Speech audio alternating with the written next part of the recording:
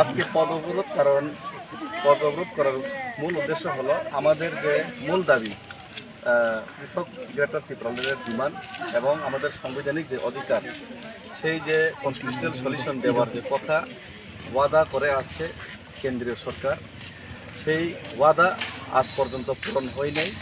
2018 সালে ত্রিপুরা রাজ্যে BJP IPFT সরকার আগেই ত্রিপুরা রাজ্যের মধ্যে যে আমাদের যে দাবি, সেই ত্রিপুরাসাদের যে দাবি, সেই দাবিটাকে ওনারা মডেলিটি কমিটি করে আমাদের দাবি পূরণের জন্য ওনারা চিন্তাভাবনার কথা বলেছিলেন। এবং এরপরে 2018 পরে 23-এর পরেও আজকে আবার ইন্টারলোকেটর দিয়ে আমাদের ত্রিপুরা রাজ্যের মধ্যে ওনারা বিভিন্ন আমাদের যে সাংবিধানিক যে অধিকার রয়েছে সেইগুলিকে পূরণ করার কথাও দিয়ে আসছে, কিন্তু আজ পর্যন্ত ওনারা কোনো কিছু উদ্যোগ নেইনি।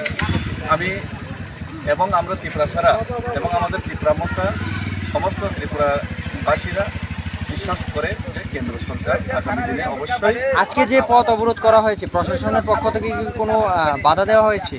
প্রশাসনের পক্ষ থেকে এখন পর্যন্ত তো এখানে তো বাধা দেওয়া হয়নি, যেহেতু আমাদের আগে থেকেই বলা হয়েছে যে আমাদের যে বন সেটা শান্তিপূর্ণ বন এবং আমরা আমাদের গণতান্ত্রিক উপায়ে আমাদের গণতান্ত্রিক অধিকার আদায়ের জন্য আজকে আমাদের এই শান্তিপূর্ণ বন।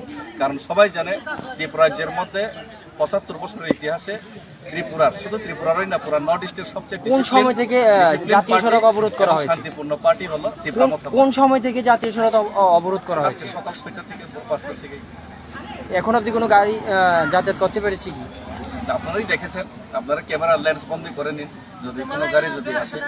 আমি মনে করি ত্রিপুরা রাজ্যের সমস্ত জনগণ, কি বাঙালি হোক কি ত্রিপুরাসা হোক, সবাই আমাদের বনকে সম্পূর্ণ সমর্থন করছে এবং সেই সমর্থনের যে চেহারা, যে ভিজুয়াল, সেটা তো আপনাদের লেন্স বন্দি আপনারা করা দরকার।